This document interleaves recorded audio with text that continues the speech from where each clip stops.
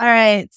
Welcome to Bark Banter. I am Skyler and this is Macey. And this is part 2 of puppies. My name's Macey, and yes, like Skyler said, this is part 2 of picking a puppy and raising a puppy. Maybe we'll get into the raising puppies this time. Right. Do you want to touch on like picking the right shelter? If you decide to go with a shelter, please go with a clean one. Nope. Definitely a clean one, and one that doesn't just lock their dogs up and never do anything with them, and they just sit there. Yes. So, yeah. So if you decide to go, this is rescue too. If you happen to be able to go over to the foster's house, please, if it's not a clean house, leave. Yeah. Not trying to judge people or anything. Like, I mean, my house is an absolute mess, but there's a difference in like it's lived in and dirty. Yeah, I was gonna say that my house is kind of a mess, but it's not like if somebody walked into my house, they would be like, I need to leave. If you have the feeling that you need to leave, do it. Off track. I've had that feeling before. So have I. Not from a client. I was going to see a guy, and quite literally, I walked into the house and I was just like, bleh.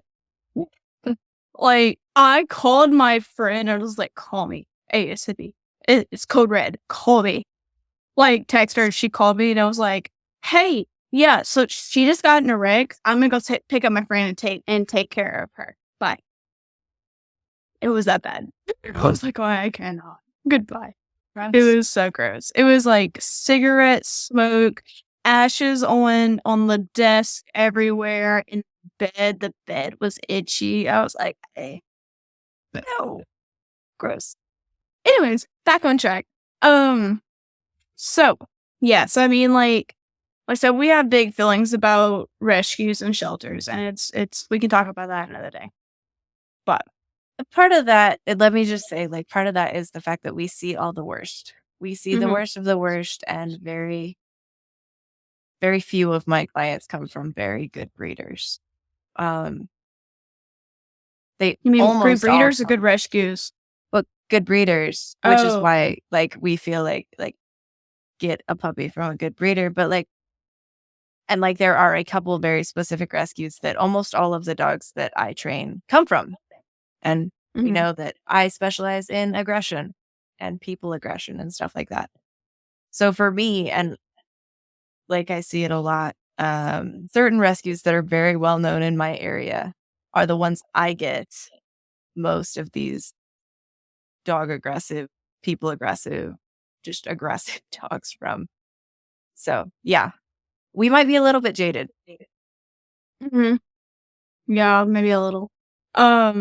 I just have big feelings about them because it's like none of them actually want the dogs that go in, like, come out of the shelter to actually go through trainers. It is what we get done here. Like, they're like, no, trainers are bad. All trainers bad. Don't go anywhere. So I'm like, what? Like, that's setting your client up for failure entirely. Sure. Yeah. But anyways, so back to, I think we've gone over everything about how to pick a proper puppy. Yep. If anybody has any specific questions, we can do a Q&A. Ask them. Ask all the questions you want. Like, if we didn't cover a certain subject, ask the question below. We'll either cover it in the next podcast, or if we get enough questions and enough engagement, we'll make an entire podcast of just Q&A and touch base on a lot of things. Yep. Like, follow, and share. Yeah. So let's see, bringing a puppy home. Bringing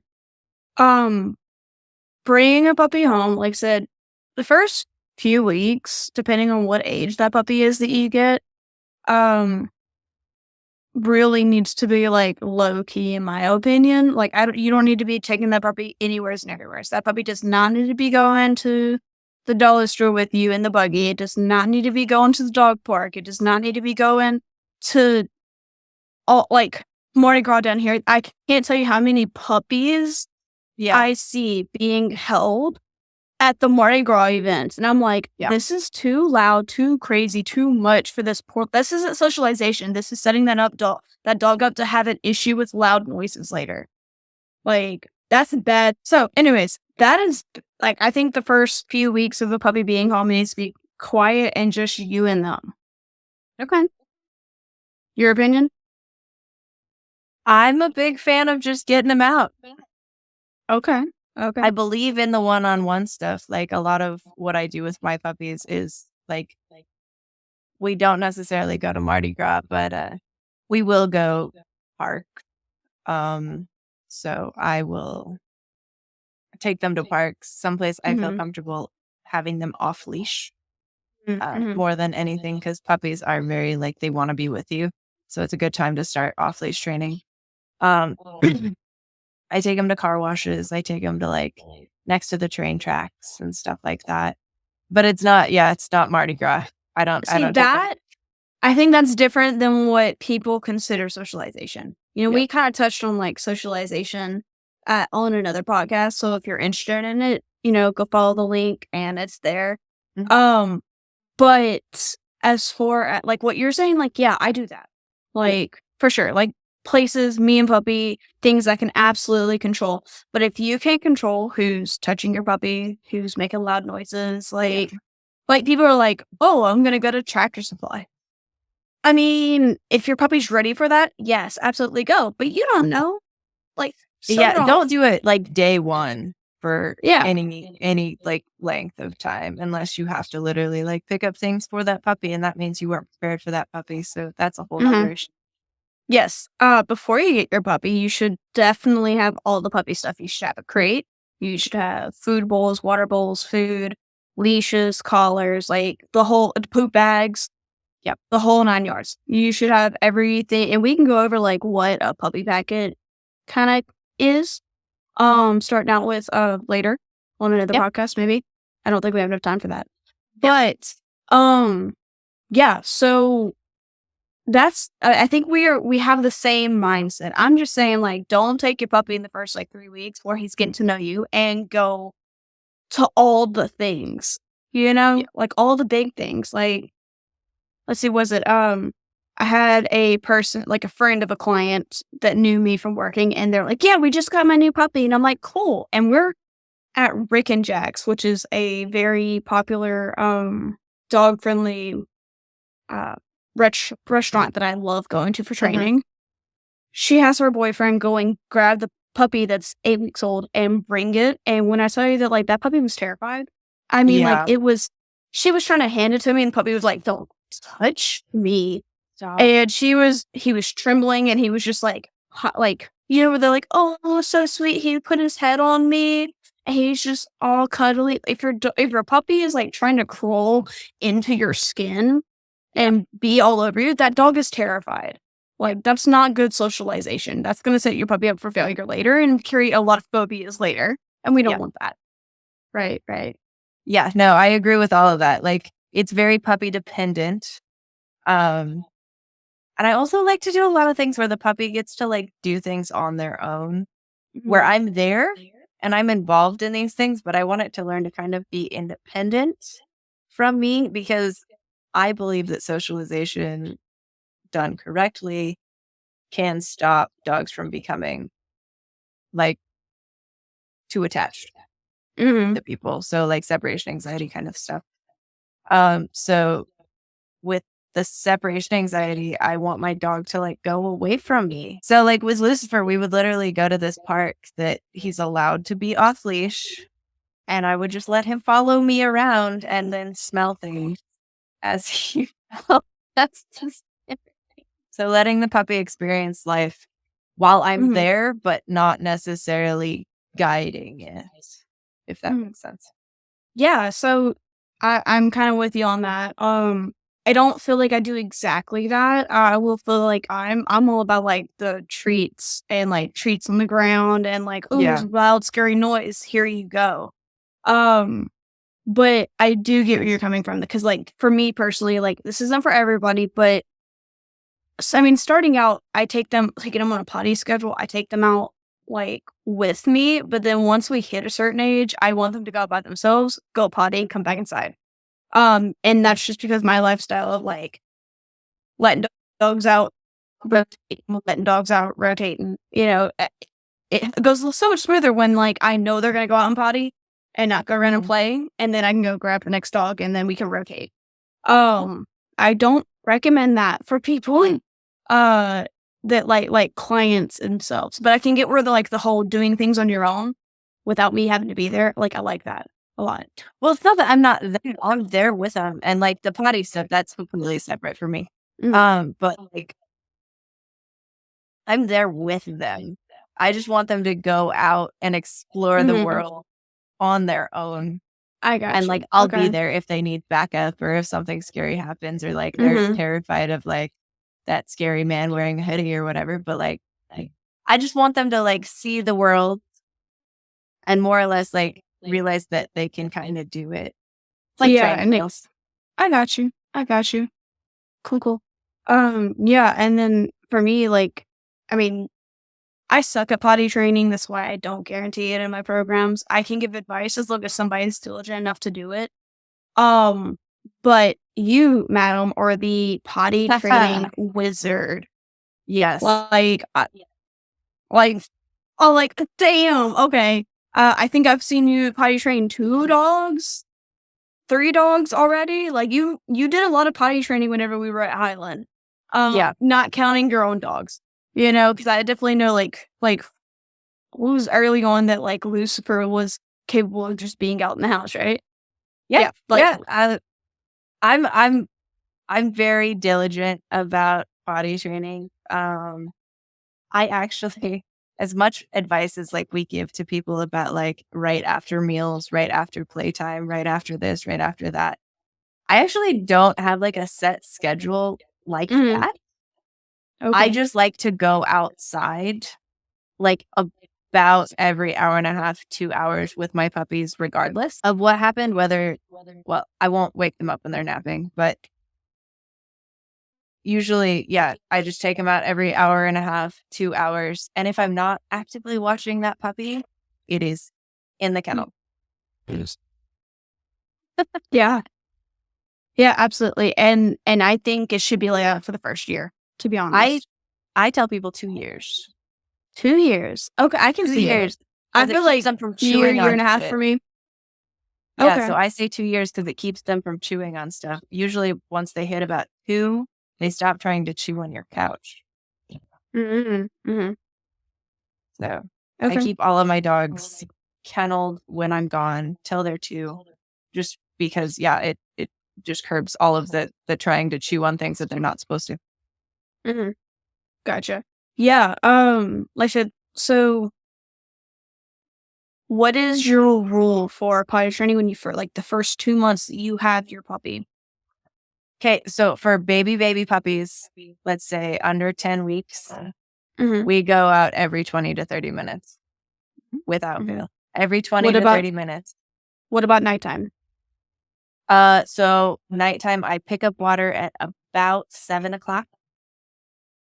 And then, so my dogs only eat, well, my adult dogs only eat once a day, so I haven't done this in a minute. But when I have puppies, they usually eat about 6, pick up water at 7, last let out is at 9.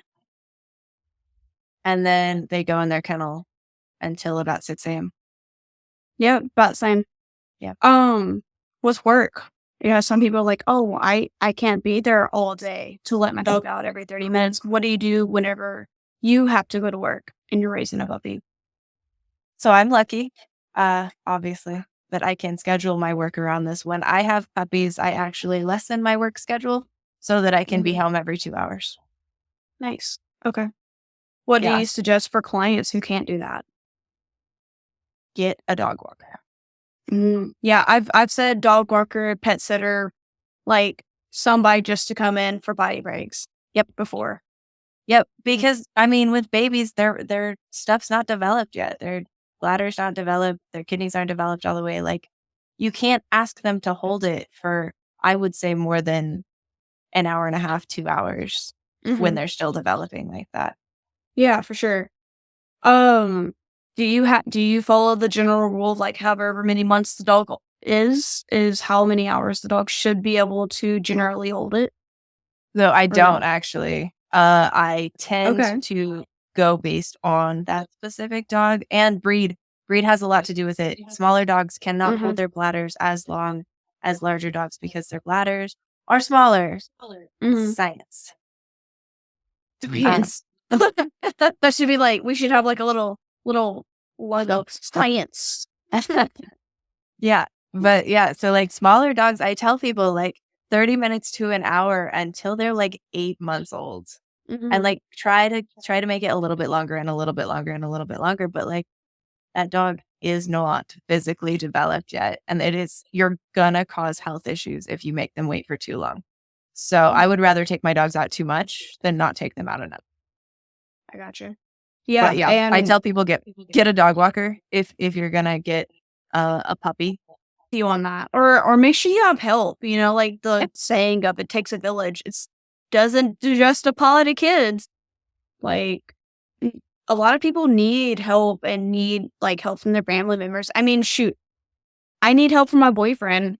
You know, with the dogs every day. You know, it definitely takes more than just me. I have help right now, and you can hear her. She's being loud. While I'm over here taking care of business stuff, she's taking care of the dogs for me. It definitely takes help if you've got help to give. If not, like legitimately, if you're gonna get a puppy, you need to budget to have somebody come and let that dog out, probably. Yeah.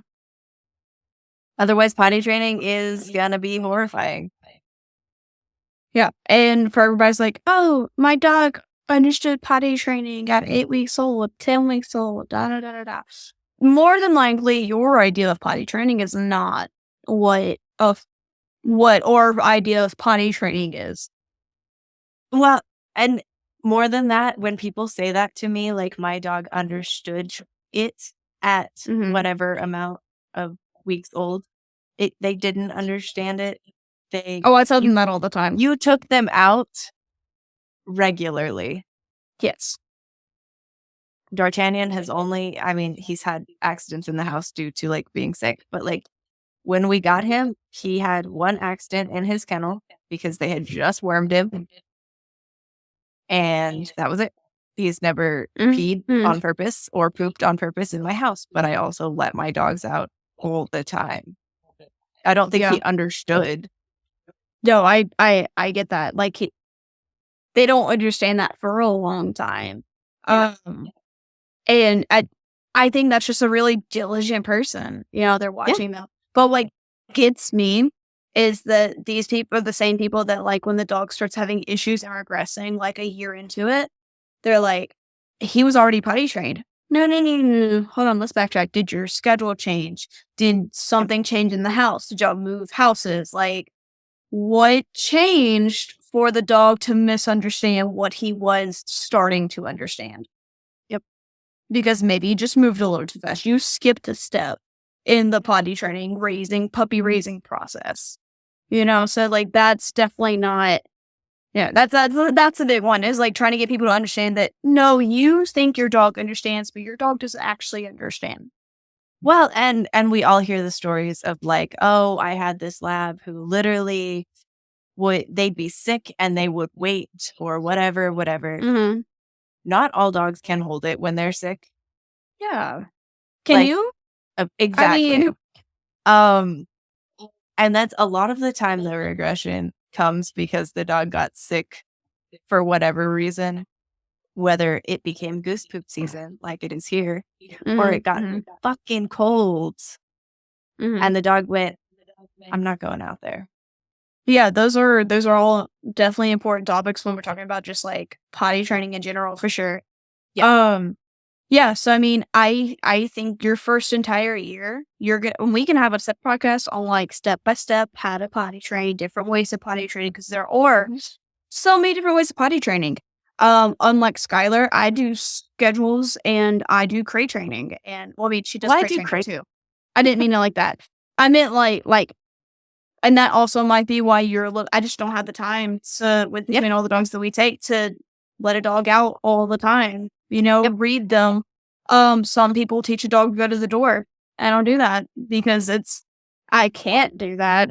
Right. So I mean, like, that's just, different things like that. But we could definitely have a separate conversation, about just potty training in general, because there's a lot on that topic that we can go into.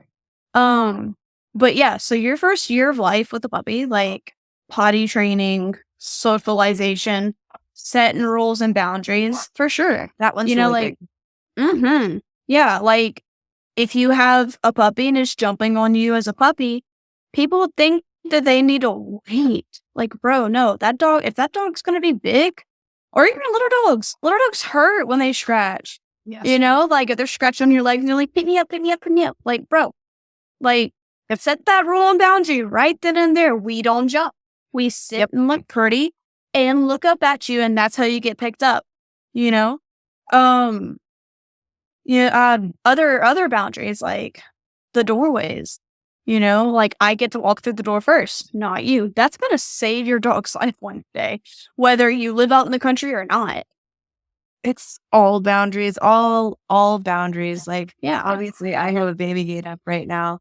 Lucifer weighs probably like 75 pounds. He could mow that down in a second if he wanted to. For sure. But he knows about But he doesn't. boundaries. Yeah, he understands that boundaries mean something, and he's not going to jump over that gate either, because I taught him when he was a puppy that he was not allowed to just go and do like when he felt like it. Yeah, I mean, same thing with like handling skills. Handling skills should be on your list of things that you practice with your puppy in the first year daily. Don't wait until that doodle that needs to be groomed and like, oh, now his coat's too curly, so now I'm gonna go get him groomed. Your groomer hates you. I just want to say that, like, your groomer. If you're one of those people that waited till your dog was a year old because you didn't want to cut their puppy coat, your groomer hates you, for sure. So get your dog into grooming early on. They don't have to shave your dog down. In fact, honestly, if your dog's comfortable being groomed at a very young, early age, you'll never have to shave them down as long as you're keeping up on their coat maintenance and they are comfortable with you keeping up on their coat maintenance. Same thing at the vet. Think about what the vet has to do. It might be once a year, but your vet's going to feel so much more comfortable and your dog's going to feel so much more comfortable and less stress if they can handle their nose and eyes and ears being picked up and their teeth being picked up to look in their mouth, their paws picked up to look at, all those different things. Your handling skills matter. Or the quite most simple one, holding the neck, holding the tummy, and putting pressure. I was just going to say a puppy should learn to be restrained. And there's people who are going to get mad about that, but a puppy should learn to be restrained and stop moving and relax and calm down. Mm-hmm. Yeah, I will hold my puppies and save your vet. For sure. And not even just that, it's going to save you a vet bill, because then you don't have to put your dog asleep whenever they're stressed out and trying to bite everybody. If they're comfortable just holding them, they learn that it means that they need to be still. Boom, boom, boom, boom, shots, done. Treats, woohoo. Like, same thing as like your vet visits. Don't always just go for negative things. Like, I mean, do you like getting shots every day or every couple of weeks? Neither does your puppy. Take some time and take some money aside to just go have a fun visit with your vet. Your vet will love you. A lot of vets down here do like a like in-house visit on top of like so ours do happy visits where you literally like you can call and just like go in the lobby and everybody feeds your dog treats and like it's a whole good experience. Gotcha. I don't know of any vets down here that actually do that. I have to pay my vet for just me to go in there and just hang out. So hang out. Like, hey, just run through the motions, put him on the scale, look at everything, a welfare check, and then boom, bunch of treats, love on him, cool, let's go. Right. So, but yeah, so I mean, no, I don't mind it. It works out. I like it. My new puppy right now, particularly, she hates being restrained, and that we've been working from day one. It's a lot better than it used to be. But good God, madam, she was rough. She was rough to teach. Yeah, it's a she, but she's only being restrained for sure. Yeah. Like for her last round of shots, she literally the vet held her and like the typical chokehold, and she just did like literally the whole time. They didn't even touch her with this shot. They didn't even give her a shot yet. And like, please stop. She yeah. So she did Sheba'd. Yeah. So we work on that daily because if I didn't, that'd be so much worse when she's older. So, any pointers I didn't point out just like within the first few months of your dog's life? Leash training. Start leash training now, please. Yes. Yep. Absolutely. Yeah. If you don't start putting a leash on your dog and teaching your dog how to at least like follow a little bit of leash pressure, follow a little bit of guidance, so whether that's leash pressure or like just you walking one way and waiting until they follow you, like it'll do you so much good. I know so many people that just don't put leashes on their puppies till they're like 6 months old, and you're not doing that puppy any favors. Sure. You know how I told you that like last episode, my Australian Shepherd just is a loudmouth when she gets excited? That's her barking that you hear. Right. But if I yelled quiet, she's gonna shut up. But if Marianne yells quiet, she shuts up for a second and then starts back up. Because Marianne, again, talking about rules and boundaries, my dogs know my rules and boundaries matter, including my client dogs learn that my rules and boundaries matter. But Marianne has a hard time setting boundaries with the dogs. So, like, at this point, her boundaries, they don't care about. Right. Like, there's no follow through. Yeah, exactly. She just kind of gives like a harsh quiet, and then like as soon as she walks out, they start back up again. I'm like, Marianne, go back in there. Yeah, gotta be follow through. It's such a thing, but it's a good example for everybody listening. Yeah, if you don't follow through with your boundaries and you just only do it for the time being, they do it for a split second, and then you let them do it again. Even if you're not in the room, they're gonna learn that. Oh, I just gotta listen for a second before I get to do what I want to do. So, well, and that can come down to a lot of things. Actually, we can talk about that real quick. Like if you have boundaries about some things and you only do them sometimes, so whether that is jumping, whether that is barking, whether that is, my dogs aren't allowed to play in the house. And that is because I have too many dogs that we cannot have play in the house. Same. We go outside, we play outside. My dogs only play in the house if I initiate it. Yeah. And so like for my dogs, they're allowed to play outside. They're just not allowed to play inside. And we don't roughhouse inside. Like they're not allowed to be crazy in the house. And that was a boundary that I set. But I know a lot of people where I'll tell them like, hey, my dogs aren't allowed to play inside. And they're like, oh, that's a great idea. And then I come back for the next lesson and the dog is doing like zoomies on the carpet. And I'm like, hey, what's going on? They're like, well, it's too hard. They're so happy. Yeah. It's too hard to like hold them accountable for that thing I told them they weren't supposed to do. I've just recently started telling clients, for my harder clients, I'll tell this for everybody, that your human emotions and getting in the way. Like that's just saying, like that's just how you feel. That doesn't mean that it's good for your dog. Yeah. So, but yeah, so like I said, and a lot of these people that are probably gonna be listening, if they're not a dog trainer, they might not get it. Like they'd be like, oh, but he's just being a dog. This like not listening to rules and boundaries and not having the lifestyle we're talking. I know it sounds like we're like really hard on our dogs and like cutting things down and like never allowing them to be a dog. That's absolutely wrong. They are allowed to be a dog. My dogs have the best lives.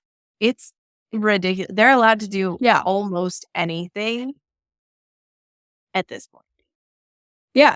Because I am kind of like a strict parent when they're puppies though, because I'm raising dogs.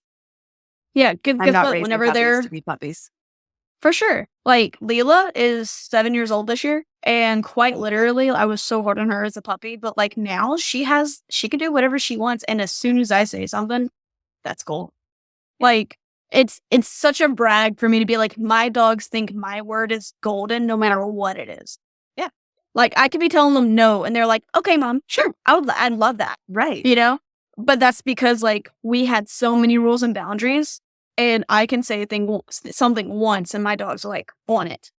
Yeah. And that's just because we have such a high respect for each other. And that started as a puppy and as me not allowing them to do everything that they wanted to do and me being a hard parent on them. Yep. And I wouldn't even say it's like being a hard parent. I have specific things my dogs aren't allowed to do.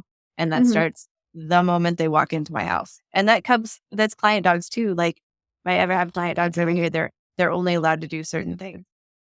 And that is what it is. And I'm never going to go back on that word because this dog trusts me.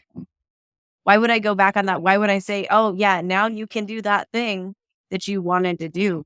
Because now the dog goes, I can't trust you. You're a liar. Yeah. This is a trick.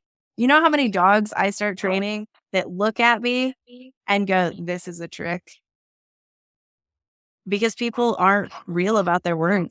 If you decide something for your dog, you need to believe in it 100%.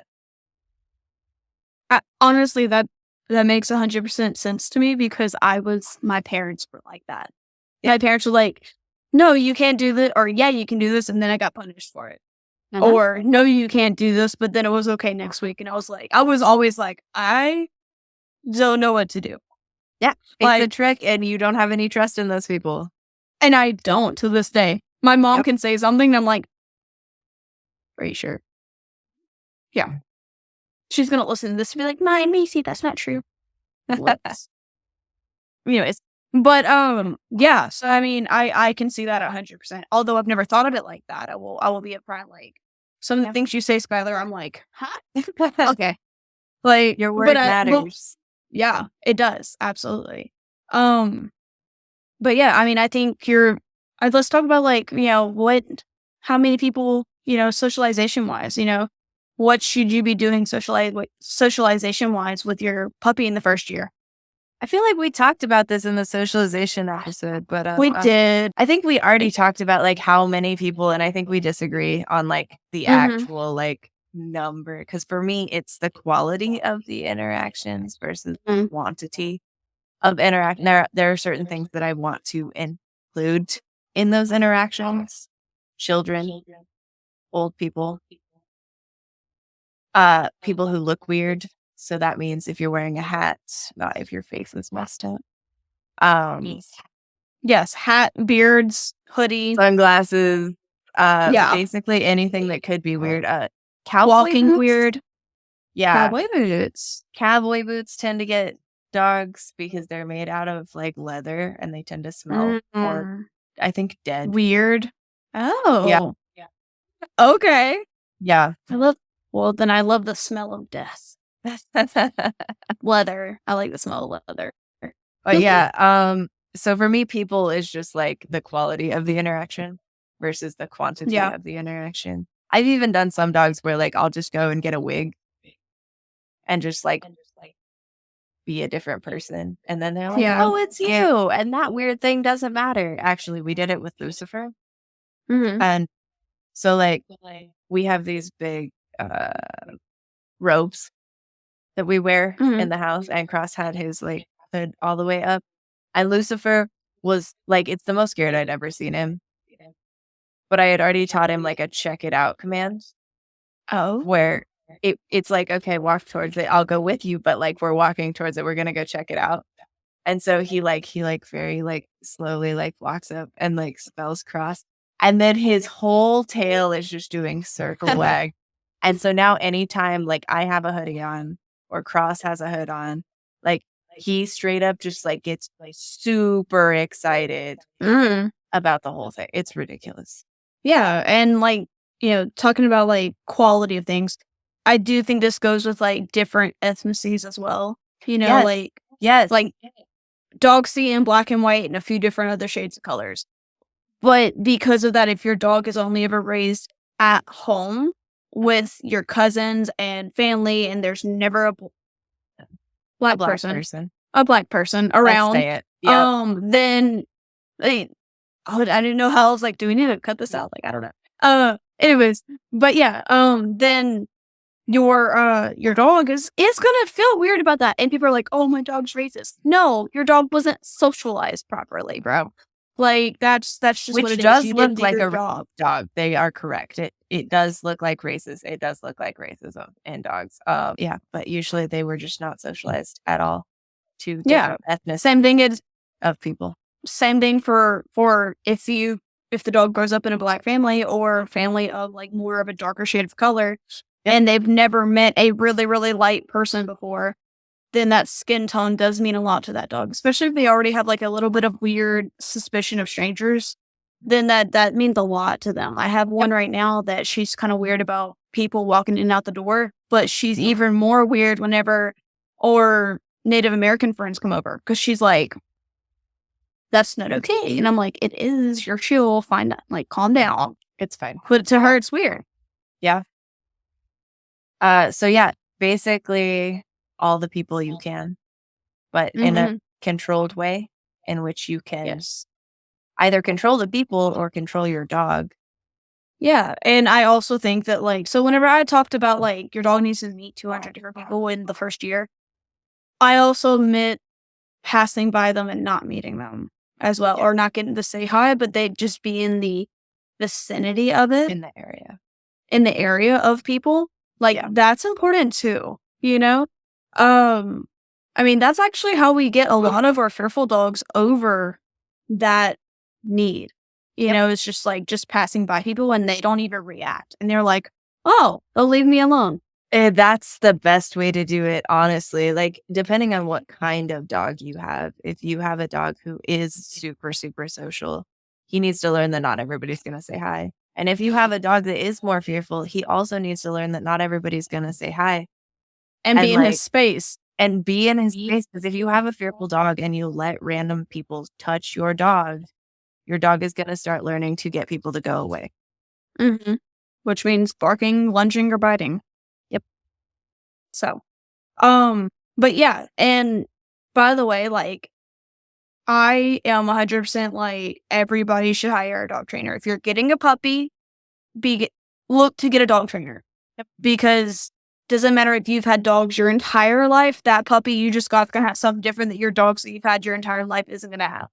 And it's better to have a professional help you raise that dog and guide you before you mess it up and your dog doesn't get what it needs and you don't have the knowledge to fix it, and then it becomes a problem, and then you have to pay an even bigger bill from a dog trainer for longer training to fix that issue.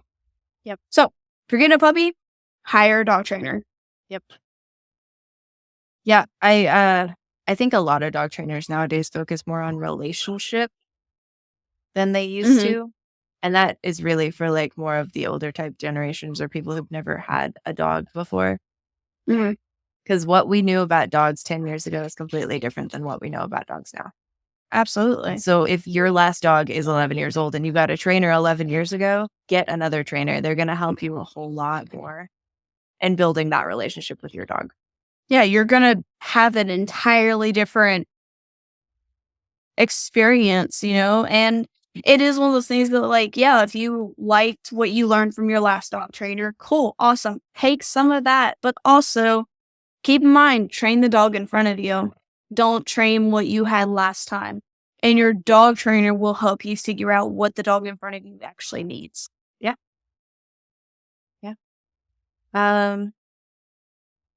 I think we should talk about play a little bit, probably. Because people want their puppies to be puppies. And like, I'm not against that. Like, what we're talking about is not like we're against puppies being puppies. Absolutely. We are saying that your puppies are going to become dogs, and there are certain things that dogs should not do. And you should still not allow your puppy to do those things. But as far as like play and stuff goes, I think that puppies should be allowed to play. I think that puppies should play with other puppies. Within reason. I do dogs. also think, I was gonna say they also need to play with other adult dogs that are good with puppies. Yep. They don't need to play with adult dogs that are not good with puppies, so don't go to the dog park and not know who's there. And that goes to say, if you are working with a breeder who is local, guess what? She probably has some dogs, or she or he probably has some dogs that are good with puppies and good at playing with puppies, and you can socialize with them as well. If you don't have any other dog friends around you to help you socialize your dog.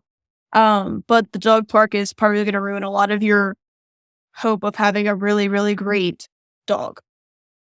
Group classes. If you're good with a dog trainer, guess what? You have access to puppy play dates or like with appropriate dog body language and behavior for somebody to watch and understand and read it.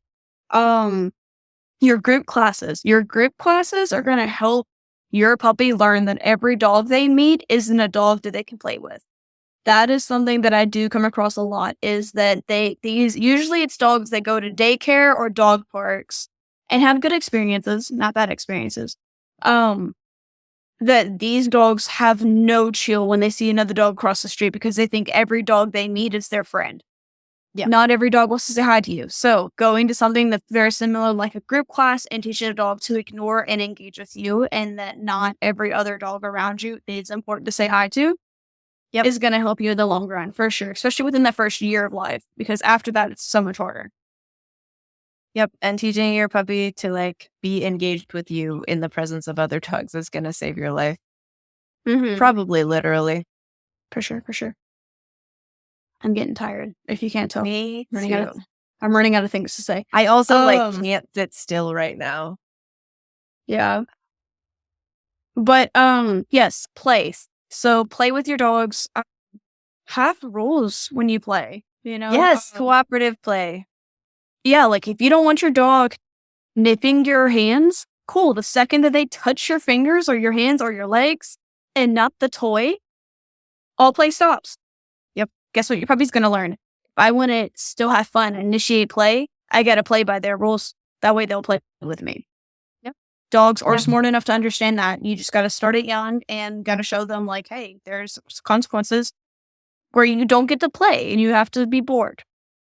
Yeah. Actually, going off of what you just said, bite inhibition is something you should probably let me caveat this by saying, do not have small children in my house, and small children don't come to my house. So I do let my dogs mouth on me.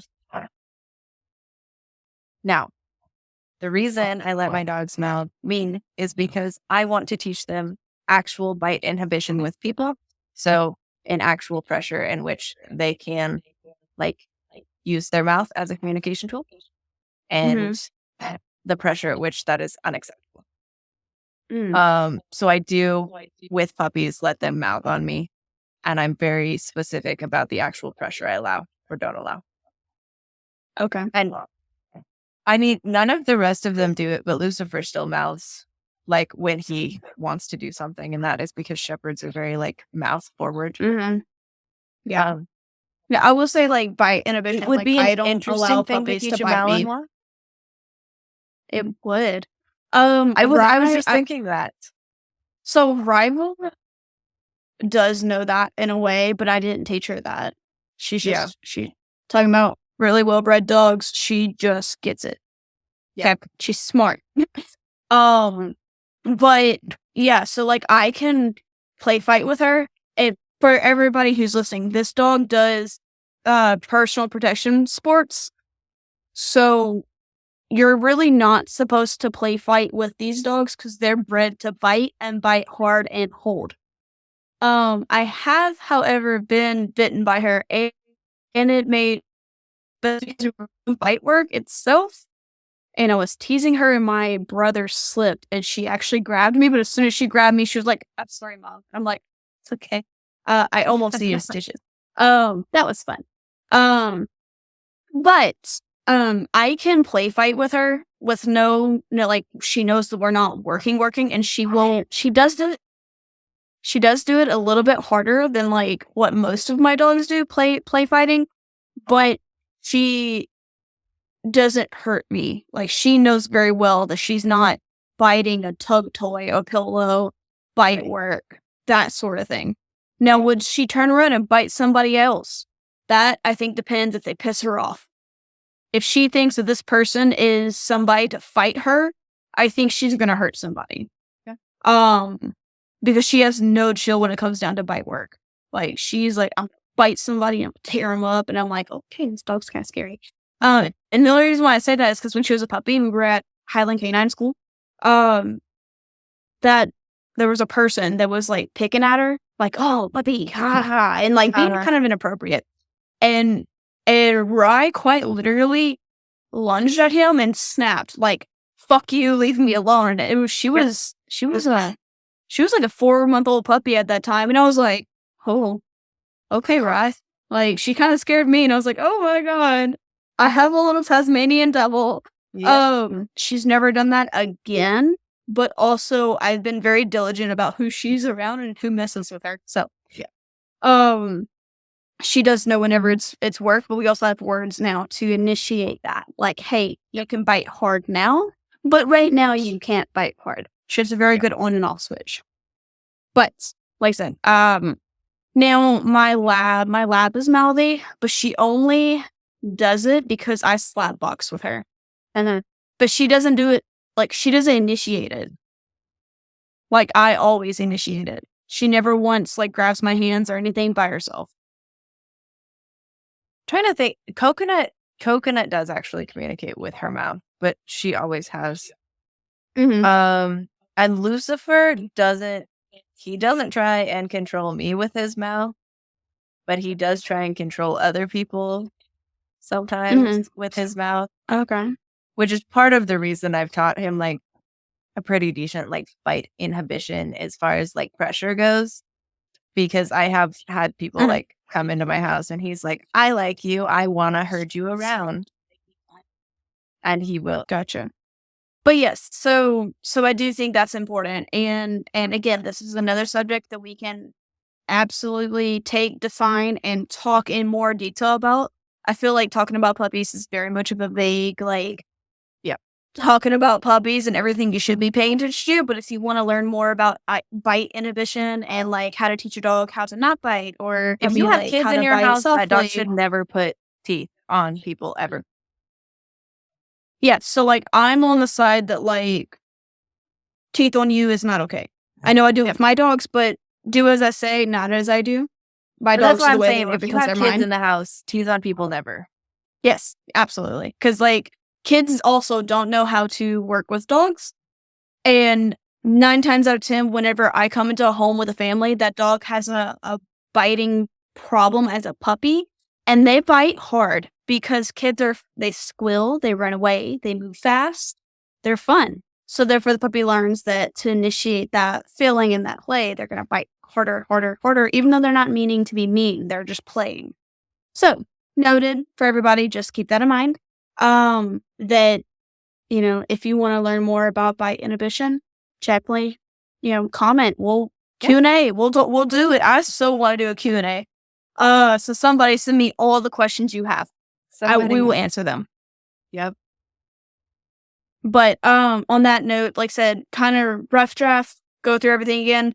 Your puppy's first year of life, you should be doing a lot, but also you should be very, very diligent about exactly what that is. Like, you should have a plan. You shouldn't just be going willy-nilly all over the place. And you should be building your dog up. Don't just jump from one, like, you got your puppy, now we're going to go to the most exciting place, loud place, scary place entirely. You need to build that up.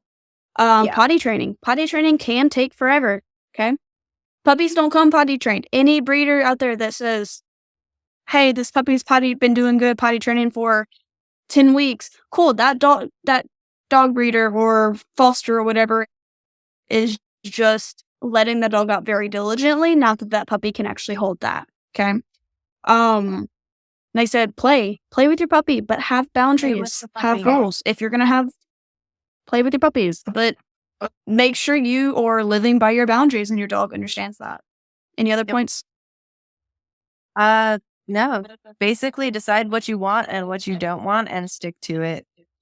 A good thing to practice is write down when you get your puppy, or even preferably before you get your puppy. Write down every rule and boundary you want in the house, whether it's no jumping, no dogs in the couch, no dog running out the door, or no pulling in the leash. All of these different things that you have ideally for your dog, write them down. That way you have a plan. Yep. I agree. And get a dog trainer. Just because you've We're had dogs all tired. your Yep. life, Get a get a dog dog trainer. trainer. Yeah. Alrighty. So we're tired, and yeah, this is Bark Banter. You can find us on Facebook and Instagram and TikTok, and email us at barkbanterpodcast@gmail.com. I'm Skyler. You can find me at Redemption Dog Training LLC.